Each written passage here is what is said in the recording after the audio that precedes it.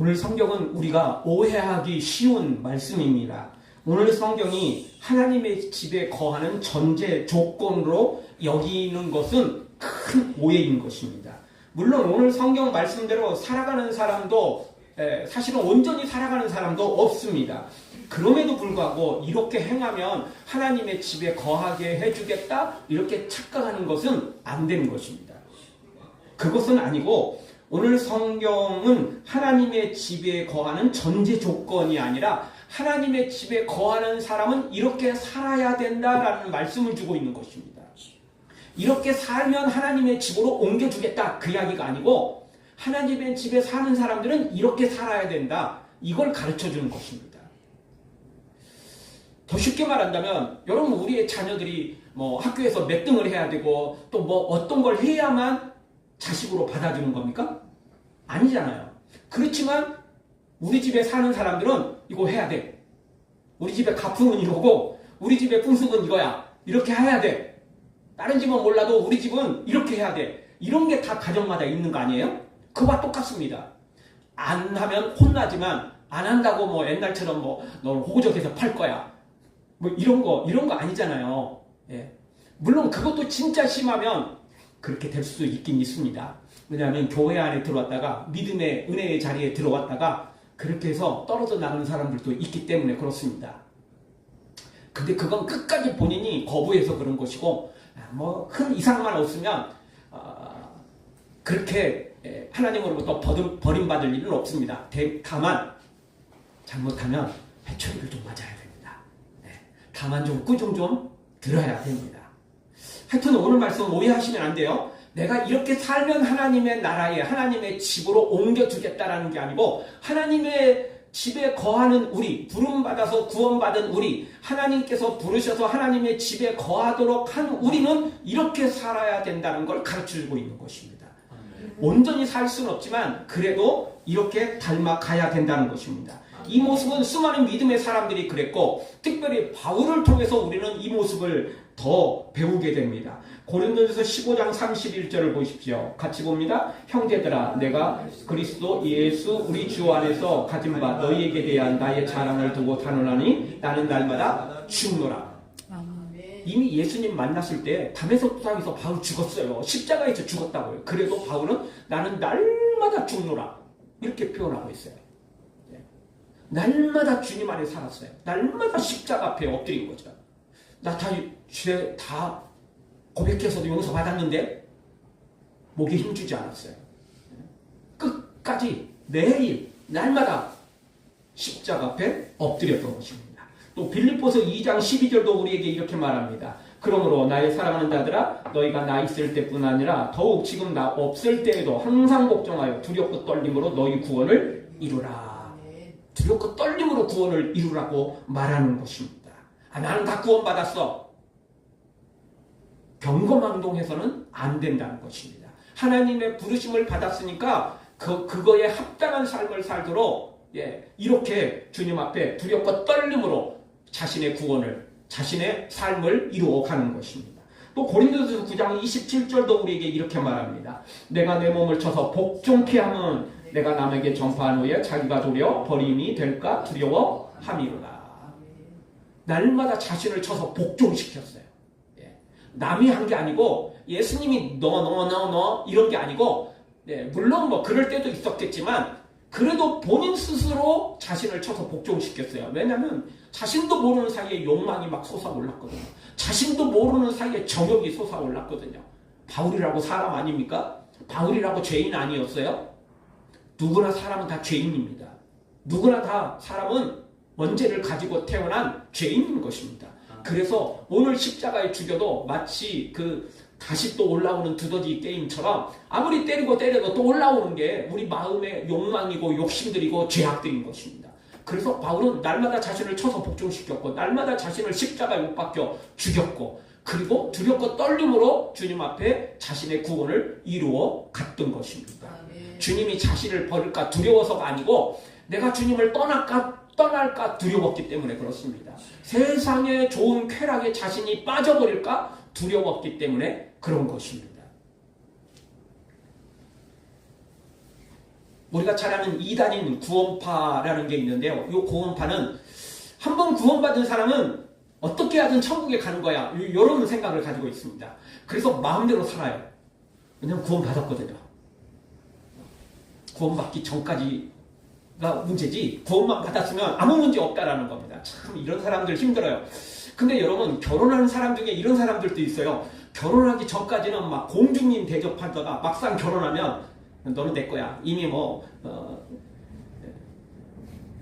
호적이 다 올라갔어. 이제는 너는 내 밥이야. 너는 내 물고기야. 다 잡은 물고기니까 필요 없어. 그리고는 이제 신경도 안 쓰는 사람이 있어요. 그리고는 또 그냥 또 이상한 여자들을 기웃거려 가면서 이상한 짓을 행하는 사람들이 있어요. 안 됩니다. 안 됩니다.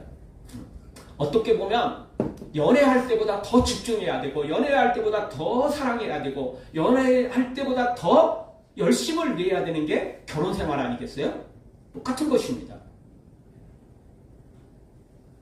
주님이 날 불렀고 나 천국 백성 되었어. 나 하나님의 자녀가 되었어. 그러니까 마음대로 살아도 돼. 절대 이게 아닌 것입니다. 바울을 보십시오. 나를 쳐서 복종시키고 날마다 나 십자가에 앞에 죽이고 두렵고 떨림으로 구원을 이루어가는 바울의 모습이 언제 어떻게 구원파의 모습과 똑같겠습니까?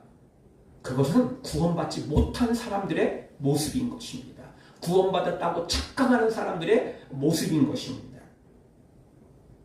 진짜 구원받은 사람은, 진짜 하나님의 자녀가 된 사람은 주님 앞에 감사하며 주님을 닮아가려고 몸부림치는 사람인 것입니다. 그래서 오늘 우리가 아까 찬양 불렀던 그 찬양 가사 그대로입니다. 다 표현 못해도 나 표현하리라. 다 고백 못해도 나 고백하리라. 다 알 수 없어도 나 알아가리라. 다 닮지 못해도 나 닮아가리라. 바로 이 모습입니다. 다 표현 못해요. 아까 못하니까 나 안 할래. 이게 아니에요. 그래도 내가 할 수 있는 만큼 주님을 사랑한다고 표현하리라. 주님을 사랑한다고, 그리고 섬기며 충성하리라. 이렇게 마음을 갖는 것입니다. 그리고 실제 행하는 것입니다. 그리고 주님 너무 어려워. 성경 이거 아마 이거 목사님들도 다 모를걸? 당연히 모르죠. 신학자들도 다 몰라요. 근데 성도인 내가 어떻게 다 알겠어. 평신도인 내가 더 어떻게 다 알겠어. 그냥 대충 살래. 이게 아니에요. 다 몰라도 그래도 하나라도 더 알려고 몸부림치는 것이고, 더 예수님을 한 개라도 더 깨달아 알려고 말씀을 배우고 익히고 읽고 이런 모습인 것입니다. 예수님 다 닮아갈 수 없어요. 그래도 나 한 개라도 더 닮아가려고, 하나라도 더 예수님을 더 닮아가려고 몸부림치는 모습이 바로 진짜 구원받은 사람의 모습인 것입니다. 저는 이 찬양이 바로 그 모습을 그대로 표현했다고 생각합니다. 본인이 부족한 거 알아요. 아는데 아니까 그냥 여기서 멈추리라. 안 돼. 나는 안 되는 놈이야. 이게 아니고, 안 돼도 다른 사람보다 부족할지 모르고 정말 부끄럽고 초라한 모습일지 모르지만 그래도 나 예수님 닮아가겠어.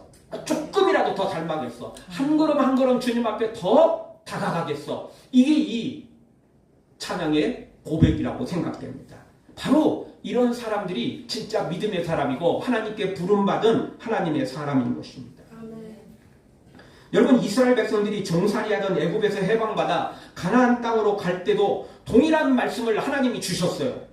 레위기 11장 45절을 보십시오. 같이 봅니다. 나는 너희의 하나님이 되려고 너희를 애굽 땅에서 인도하여 낸 여호와라. 내가 거룩하니 너희도 거룩할지어다. 아멘. 너희의 하나님이 되려고 하나님이 애굽 땅에서 인도해냈대요. 그러면 애굽 땅에서는 하나님이, 이스라엘 백성들이 하나님이 아니었어요? 당연히 그때도 하나님이셨죠. 이스라엘 백성들이 하나님이셨어요. 그럼에도 불구하고 더 가깝고 더 친밀하고 더 하나가 되는 하나님이 되기를 원하셨던 거예요. 그리고 백성들도 더 친밀한 백성, 더 친밀한 자녀, 더 교제하는 자녀, 이런 자녀가 되기를 원했던 것입니다. 그래서 그렇게 되려면 어떻게 해야 돼요? 너희도 거룩해야 된다. 내가 거룩하니 너희도 거룩해야 된다. 안 그래도 애굽 사람보다 훨씬 더 거룩한 삶을 살았지만 그럼에도 불구하고 하나님의 분량에, 예수 그리스도의 장성한 분량에 생각해보면 지금 이스라엘 백성들이 너무 형편없었어요. 너무 수준이 너무 낮았어요. 그래서 하나님께서 이제 광야를 지나가면서 가나안 땅에 들어가는 그 과정 속에서 그들의 믿음을 성장시키는 거죠. 그들의 그 거룩함을 하나님의 분량에 이르기까지 조금이라도 더 닮아가도록 그렇게 하나님께서 인도하신 거예요. 지금 우리가 가는 이 길이 광야길인데, 우리가 살아가는 이 믿음의 길이 광야길인데, 여기서 훈련받아서요 진짜 하나님처럼 우리가 거룩해지는 것입니다. 예수님을 닮아가는 것입니다. 따라서 오늘 말씀을 기억하면서, 오늘 말씀대로 살지 못하니까 죄책감에 빠지고 시험에 빠져서 난 이제 그만할래, 포기해버리는 이런 어리석은 것도 안 되고요, 조금 잘 지켰다고 또 목에 힘주고 교만해서 내가 최고야, 나만큼만 해, 이렇게 교만하는 것도 안 되는 것입니다. 왜냐하면요, 오늘 잘했다고 내일까지 잘한다는 보장이 우리에게는 없습니다. 잘 알고 계시잖아요. 그래서 세상에서도 그런 말을 하죠. 원숭이도 나무에서 떨어질 때가 있다는 거예요. 네? 떨어질 때 있어요. 그렇게 나무를 잘 타는 원숭이도 떨어질 때 있어요. 하물며 우리 사람은 두말할 것도 없지 않습니까? 죄인인 우리가. 그러니까 절대 교만하면 안 되는 것입니다. 그래서 고린도전서 10장 12절 너무나 잘한 말씀이죠. 그런즉 선질로 생각하는 자는 넘어질까 조심하라. 예. 조심하지 않으면 안 돼요. 그래서 성경은 항상 깨어있고 기도하고 사탄을 경계하고 믿음으로 살아야 된다, 이렇게 말하는 거지. 야, 예수님이 십자가에서 사탄을 물리쳤어, 사탄의 머리 깨뜨렸어, 야 너네들은 이제 편히 놀아, 예수님이 다 하셨으니까, 예수님이 구원 다 이루셨으니까 너희들은 그냥 놀기만 해, 이렇게 말하는 성경은 없어요. 예수님이 다 하셨기 때문에 우리가 예수님을 더 닮아가려고 하는 것입니다. 이기려고 하는 게 아니고 그냥 예수님께 감사해서 예수님을 닮아가는 것입니다. 원래 사랑하면 닮아가지 않아요? 원래 좋아하면 닮아가지 않아요? 그런 아니겠습니까? 바로 그 말씀이 오늘 주신 말씀인 것입니다. 다시 말씀드리지만 오늘 말씀을 말씀대로 다 행했다고 또 목에 힘주는 사람들이 있으니까 그런 거예요. 또는 부족하다고 그냥 지레짐작 그냥 포기해버리고 시험 들고 나는 안 되는 놈이야 이렇게 하고 그냥 멈추는 사람들이 있기 때문에 그렇습니다. 다시 말씀드립니다. 전제 조건이 아니에요. 자격 조건이 아니에요. 부름받은 사람이 이렇게 살도록 하나님께서 말씀을 주셨으니까 내가 몸부림치면서 이 말씀을 닮아가야 되고 배워가야 되고 익히고 순종하며 살아가는 거, 바로 그것을 우리에게 가르쳐 주신 것입니다. 사랑하는 성도 여러분, 자격 없는 우리를 불러 하나님의 자녀로 삼으신 것에 감사하면서 오늘 주신 말씀 따라 하나님의 집에 거하는 합당한 하나님의 사람들 되어지기를, 하나님 마음에 쏙 드는 성도들 되어지길 주의 이름으로 축원합니다. 자, 그러면 하나님의 집에 거하는 사람은 어떻게 살아야 됩니까? 오늘 3절에서 첫 번째 주시는 말씀은 말로 상처를 주지 말아야 된다는 거예요. 다른 사람에게 말로 상처를 주는 사람은 하나님의 집에 거하는 합당한 삶이 아니라는 것입니다. 그러니 그 모습을 버려야 된다. 3절을 한번 다 같이 한번 보겠습니다. 그의 혀로 남의 허물을 항물하지 아니하고 그의 이웃에게 악을 행하지 아니하며 그의 이웃을 비방하지 아니하며. 상반절 그리고 하반절 말씀을 다시 보십시오. 남을 허물하지 아니하고 그리고 그의 이웃을 비방하지 않는다. 이거 다 말이잖아요. 말로 하는 거잖아요. 그러니까 일단 하나님의 사람은 말부터 조심해야 돼요. 말을 잘해야 돼요. 네. 말부터 잘못하면 벌써 시작부터 문제가 생기는 것입니다. 사람들은 남의 말 하는 걸 정말 좋아합니다. 근데 그게요, 칭찬하고 그리고 격려해주고 용기를 불어주는 말보다는 사실은 비방하는 말이 더 많아요. 욕하는 게 더 많습니다. 헛소문 퍼뜨리는 게 훨씬 더 재밌고요. 그리고 그런 것들을 더 많이 합니다. 여러분, 사람들 만나서 이야기할 때 진짜 칭찬해주고 박수해주고 그 사람 잘한다고 이렇게 하는 말이 많습니까? 아니면 그 사람 좀 그래, 그치? 이런 말이 훨씬 더 많습니까? 물론 사람이 원래 시원찮은 사람이 있을 수 있어요. 나쁜 사람이 있고 그런 사람들을 이제 좀 우리가 피해야 될 그런 사람들이 있으니까 그런 말도 필요해요. 하기는. 네. 못 모르고 그냥 덜컥 들었다가 큰일 날 수 있으니까 그런 정보도 필요하고 그런 말도 필요해요. 근데 우리도 모르는 사이에 솔직히 칭찬하는 말은요, 그래 그 사람 좀 괜찮은 사람이야 이러고 몇 번 이야기하다 보면 금방 끝나요. 근데요, 남 욕하는 말은요 끝이 없어요. 계속 가 더 막 있는 약이 없는 약이 막 다 나와. 그게 우리 습성이라는 거예요. 그래서 오늘 성경은 우리에게 그렇게 말하는 거예요. 우리 습성이, 우리 사람의 죄인된 이 습성이 남의 말 좋아하고 비난하는 거, 욕하는 거, 헛소문 퍼뜨리는 거 너무너무 좋아하니까 하나님이 이걸 막으시는 거예요. 경계하시는 거예요. 하나님의 사람들은 그렇게 살지 말아야 된다. 남을 비방하는 일, 그리고 함부로 남을 욕하는 거, 남의 허물을 막 들춰내고 함부로 하는 거, 이런 거 안 된다. 우리에게 말하는 것입니다. 많은 사람들이 진짜 자신의 인생의 사명이 남 욕하고 남 비방하는 것인 것처럼 살아가는 사람들이 참 많아요. 진짜 우리의 사명은 그게 아니고 도리어 용기를 주고 격려해주고 칭찬해주고 믿음으로 굳게 살도록 하는 것이 우리의 사명인데 반대로 자신의 사명인 것처럼 살아가는 사람들 참 많아요. 특별히 현대시대는요, 익명으로 이 인터넷을 할 수 있는 시대가 되었어요. 그래서요, 인터넷 들어가 보면요, 아니 뭐 하나 잘못하면 막 그 사람만 욕하는 게 아니고 그의 가족들까지 다 들먹거리면서 막 욕하고 막 때로는 막 협박을 하고 이러는 거 아니겠어요? 있는 약이 없는 약이 그냥 헛소문을 얼마나 퍼뜨려서 욕하는지 뭐 이런 말할 것도 없어요.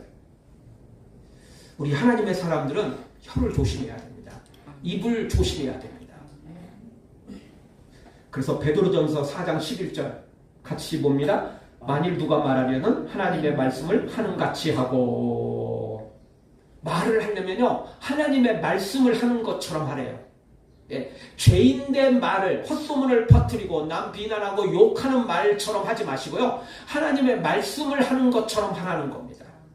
진짜 이게 안 돼요. 안 되는 거죠. 당연히 알지요. 그래도 그걸 본받아야 돼요. 그래도 그걸 몸부림쳐야 돼요. 자꾸 남 욕하고 비난하는 이야기 나오면 스톱. 여기서 멈춰. 우리 하나님의 말씀으로 하자. 하나님 말씀으로 우리가 말하는 것처럼 하자. 예수님처럼 말하자. 이걸 나 스스로에게 그렇게 해야 돼요. 남이 하면 기분 나빠요. 남이 하면 자존심 상한다고 하고 그래요. 그러니까 자기 스스로 하세요. 그래서 우리 처음 생각해봤던 것처럼 바울은 자기 스스로 자기 몸을 쳐서 복종시켰잖아요. 자기가 스스로 쳤어요. 자기 스스로 회초리를 친 거예요. 남이 너 올라가 그래가지고 회초리를 그냥 친 게 아니고 자기 스스로 자기 허벅지를 때리고 종아리를 때리고 자기 스스로 쳤어요. 이게 우리에게 필요한 것입니다. 남이 하면 괜히 자존심 상해하고요. 남이 하면요, 우리도 모르는 사이에 삐딱하게 되고 막 그래요. 그러니 우리 스스로 해야 됩니다. 잠언 25장 11절에는 우리에게 이렇게 말씀해주고 있습니다. 경우에 합당한 말은 아로새긴 은쟁반의 금사관이라. 사실 뭐 금사관을 어떻게 먹을 수 있겠어요? 금사관을 먹을 수 없겠죠. 그냥 일반 사과가 훨씬 맛있겠죠. 그럼에도 불구하고 은쟁반의 금사과다. 이건 정말 너무너무 아름다운 모습 아니에요? 우리 말이 그래야 된다는 거예요. 그럴 말을 하려면 어떤 말이에요? 바른 말이 아니에요. 옳은 말이 아니에요. 성경은 모든 것이 다 옳게 여긴다고 또 좋게 여긴다고 그게 다가 아니라고 말합니다. 성경은요, 옳은 말보다 더 위에 있는 것이 유익을 주는 말이다. 이렇게 말합니다. 물론 거짓으로 유익을 줄 수는 없어요. 근데 어떤 사람은 바른 말 잘하는 사람이 있어요. 또 성경을 들이대고 그게 욥기에 나오는 말씀들 아니에요? 욥의 세 친구들이 다 무슨 사탄의 말을 했어요? 아니잖아요. 다 성경 가지고 말했어요. 다 하나님의 말씀을 가지고 말했어요. 그렇지만 그 말은 합당한 말은 아니었어요. 경우에 합당한 말도 아니었고 욥에게 해당되는 전혀 그런 말이 아니었어요. 내가 지금 배가 아파서 갔는데 자꾸 딴 치료를 하려고 하면 되겠어요? 안 되잖아요. 당연히 필요한 치료를 해야 되지 않겠어요? 근데 새 친구는 욥의 고난을 받는 그 상황을 엉뚱한 진단을 하고는 엉뚱하게 도리어 더 정죄하고 비난하고 이렇게 하고 말았던 거예요. 아니 뭐 배 아파서 찾아간 사람인데 의사가 보기에 다른 것도 문제가 있어. 그러면 그것도 이야기를 해줘야 되겠죠. 그래도 일단 배 아픈 거, 본인이 배 아프다고 찾아왔으니까 배 아픈 것부터 일단 해결해 주셔야 되지 않겠어요? 그리고 나서 근데 제가 보니까요, 배 아픈 게 문제가 아니고 요게 더 큰 문제가 있는 것 같아요. 뭐 그래서 이따금씩 우리가 병원에 다른 문제로 병원에 갔다가 이게 더 큰 문제인 것 같아요. 그래서 검사 받아보고 대학병원에 가보고 그리고 또 치료받는 경우도 있잖아요. 근데 의사가 냈다 그냥 당신 더 큰 문제가 있어요. 이러면 솔직히 그거 맞는 말일지 모르지만 일단 저 배 아픈 것부터 일단 하고요. 그래야 되는 거 아니겠어요? 훨씬 더 중요한 문제가 있을 수는 있어요. 그래도 일단 지금 닥친 문제도 해결해야 되는 겁니다. 그 사람이 그거 문제로 온 거니까 그거 문제 해결하면서 근데 더 큰 문제가 있는 것 같아요 라고 말할 때 그 사람이 받아들이는 거죠. 안 그러면 사람들이 아니 이 사람이 나 검사 받게 해가지고 지금 나 협박해가지고 막 검사비 뜯어내려고 지금 이 과잉진료 하는 거 아니야? 이거 오해하게 되는 거죠. 그렇지 않아요? 그럴 수 있는 거예요. 왜냐면 또 실제 그런 사람들도 있으니까. 병원 가면 그냥 막 어떤 병원들은 막 과잉 진료를 하는 사람들 있잖아요. 검사만 막 수두룩 막 받으라고 막 하는 이런 병원들도 있으니까. 어쨌든 다시 돌아와서 경우에 합당한 말이 필요한 것입니다. 옳은 말, 바른 말이 아니라 유익된 말이 필요한 거예요. 아무리 바른 말이라고 할지라도 그 사람이 그걸 듣고 용기를 갖는 게 아니고 도리어 좌절하고 도리어 인생을 포기해버리면 되겠습니까? 그러니까 우리는 이따금씩 병원에 어떤 그 아주 중병이나 불치병이나 뭐 이런 이제 소식을 전해줄 때 의사들이 환자에게 바로 이야기하는 경우도 있지만 대다수는 가족들을 불러가지고 보호자를 불러서 이야기할 때 있지 않습니까? 그래서 보호자가 알아서 이제 상황에 맞춰서 전달을 해줄 수 있도록 이렇게 말하는 경우가 참 많습니다. 이유는 뭐죠? 환자가 너무 지금 힘들고 어려운 상태인데 당신 죽을 병이야. 뭐 이렇게 곧바로 말하면 얼마나 충격이 크겠어요. 그러니까 보호자를 불러 먼저 이야기하고 보호자가 알아서 상황에 맞게 또 설명을 해줄 수 있도록 하는 거 아니겠어요? 그러니까 옳은 말이 다 좋은 거 아니에요. 옳은 말보다 더 위에 있는 말은 유익한 말입니다. 합당한 말입니다. 오늘 성경 말씀대로 우리 상처 주는 말, 비방하는 말, 욕하는 말은 우리 버리고요. 그리고 예수님처럼 우리 사람을 살리는 말, 은쟁반의 금사과 같은 말, 경우에 합당한 말, 유익을 주는 우리의 언어, 우리의 말이 되어서 하나님 집에 거하는 하나님의 사람다운 예수님 닮은 우리 모두가 되어지기를 주의 이름으로 축원합니다. 두 번째, 하나님의 집에 거하는 사람은 어떻게 살아야 됩니까? 이웃에게 악을 행하지 말아야 됩니다. 3절 중반절을 보십시오. 그의 이웃에게 악을 행하지 아니하며. 악을 행하지 말아야 돼요. 말은 또 잘하는데 행동이 엉뚱한 사람들이 있어요. 이러면 안 돼요. 오늘 주보에 칼럼에도 썼지만 택시기사가요, 술 취한 사람들, 완전히 술 취해서 뭐 인사불성 정도 되겠죠. 이런 사람들을 협박해가지고 뜯어내도 엄청 뜯어냈어요. 그것도 한두 명도 아니고 정말 엄청나게 많은 사람들. 아주 그러니까 이 이야기 들어보니까 아마 이 사람이 낮에 운행을 잘 하지 않고 밤에 운전을 많이 했던 운행을 많이 했겠죠. 그러니까 그때 술 취한 사람들이 잔뜩 탔겠죠. 다 걸려들었어요. 다 걸려들었어. 술 취하면 인사불성이니까 그냥 적당한 오물 만들어가지고 뒤에다 뿌려놓고 또 자기 안경 일부러 부러뜨린 거 거기다 뒤에다 또 이렇게 던져놓고 네가 나 때렸다 이래가지고 안경이 부러졌다 뭐 이런 식으로 하고 그냥 뭐 청소기부터 시작해서 그냥 모든 합의금까지 다 뜯어낸 거예요. 뭐 이게 한두 번은 그런 게 아니래요. 어떻게 걸렸냐? 이 사람이 하도 이런 이제 사건들이 많으니까 경찰관이 그거 타고 오는 그 택시를 타서 그래서 잡아냈대요. 참, 세상에 나쁜 놈들 참 많은데 아니 정신 바짝 차리고 살아도 시원찮은 방국에 술 먹고 정신 하나도 없으니 딱 걸린 거예요. 딱 걸린 거예요. 정신 멀쩡해도 사기치는 놈들이 많은데 뭐 정말 정신 하나도 없이 택시를 탔으니 딱 걸린 거죠. 그러니 뭐 본인도 어쩔 수 없이 자기 기억도 하나도 안 나는데 뭐 토사물은 거기에 그냥 자기가 한 것처럼 그 택시에 돼 있고 안경도 부러져 있고 그러면 뭐 어떻게 하겠어요. 상황이 딱 그런데 누가 봐도 뭐 본인이 한 것처럼 보이지 않겠어요? 그러니 그냥 다 뜯긴 거예요. 따라서 우리 기억해야 됩니다. 세상에 악한 사람들 참 너무 많습니다. 좋은 사람도 많은데 나쁘고 악한 사람도 참 많아요. 그러니 오늘 우리도 모르는 사이에 그렇게 또 닮아갈 수 있어요. 우리도 평소에는 착하다가도 열받으면 또 그렇게 될 수 있거든요. 스트레스 많이 받으면 나도 모르는 사이에 그렇게 될 수 있어요. 원래 그렇지 않습니까? 나는 좋아서 그냥 돌멩이 하나 던질 수 있고 얼마나 멀리 던지는지 던질 수도 있고 또는 이 물에 이렇게 그 돌멩이 던져가지고 몇 번 튀기는지 뭐 이런 거 뭐 장난으로 다 할 수 있잖아요. 그리고 다 시합도 하고 그러잖아요. 근데 개구리는 그거 맞아갖고 죽는다니까요. 개구리야 뭐 죽어도 무슨 형사소송이 걸리겠어요. 무슨 그러진 않겠죠. 근데요 사람도 그렇게 될 수 있다는 거예요. 그러니 우리는 악을 행하지 말아야 돼요. 의도적인 악은 두말할 것도 없지만 나도 모르는 사이에 나는 아무 생각 없이 했는데 그냥 나쁜 의도로 한 게 아닌데 그런 일들이 또 벌어진다고요. 그러니 우리는 항상 조심하고 경계하지 않으면 안 된다는 것입니다. 사랑하는 성도 여러분, 우리는 악은 반드시 버려야 되고 반대로 우리는 적극적으로 선을 행해야 됩니다.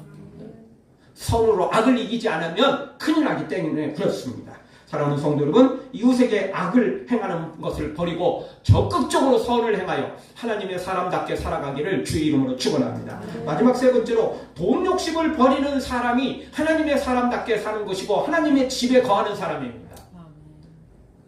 5절을 보겠습니다. 같이 한번 보겠습니다. 이자를 받으려고 돈을 구워주지 아니하며 뇌물을 받고 무죄한 자를 해하지 아니하는 자이니 이런 일을 행하는 자는 영원히 흔들리지 아니하리이다. 아멘. 흔들리지 않는 사람. 흔들린다는 이야기는 주님이 버린다 이야기가 아니고 흔들리는 사람은 본인이 믿음에서 흔들리고 본인이 떠나는 거예요. 주님이 막 쫓아내는 게 아니고 본인이 스스로 떠난다니까요. 솔로몬도 그랬잖아요. 주님이 꿈에 2번이나 나타났어요. 말년에. 주님은 찾아가셨어요. 한 번도 아니고 2번이나. 그리고 선지자는 안 보냈겠어요? 당연히 보냈죠.